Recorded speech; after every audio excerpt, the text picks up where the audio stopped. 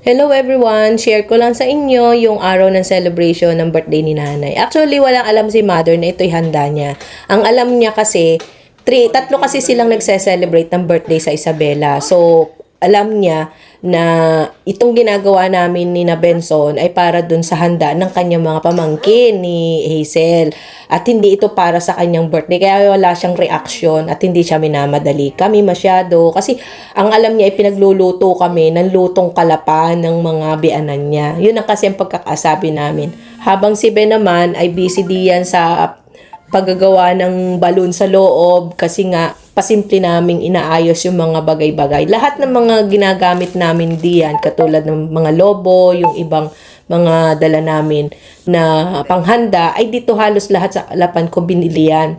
Inuwi namin doon sa Isabela dahil ayoko ngang magpunta sa grocery dahil napakalayo din naman, mga 30 minutes pa yung biyahe bago makarating sa bilihan sa grocery. So yung iba kung may kulang man, hindi na ganun kahirap hanapin.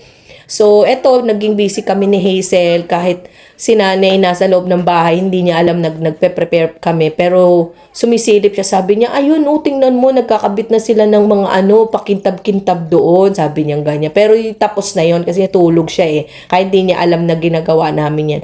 Ayun, malakas ang hangin diyan, kaya medyo nahirapan kami magkabit ng mga lobo, tumatalsik kasi dahil double adhesive lang yung gamit namin dahil yun ang nakalagay doon sa package na binili ko. Dahil nga may bagyo kaya malakas ang hangin at nag-uulan yan. At nakatapos na rin kami ng pagluluto at ayan, hinahanda na namin at ipinabihis ko na rin kay Nana yung binili kong damit sa kanya na pa-birthday ko, pati yung kanyang step-in na tuwan-tuwa siya dahil mahilig yan sa mga makikintab. So ayan, lumabas na rin siya at ito, in-announce na namin na kanyang handa ito at walang ibang kasama kundi sa kanya lang. So dahil hiling din niya sa araw ng birthday niya na siya ay mabooking, ay ibinuko ang kanyang flight para kasama namin siya sa pag-uwi. Nasa kasamaang palad ay hindi kami natuloy ang flight dahil na-cancel dahil sa bagyo. Pero nakauwi pa rin gamit ang van.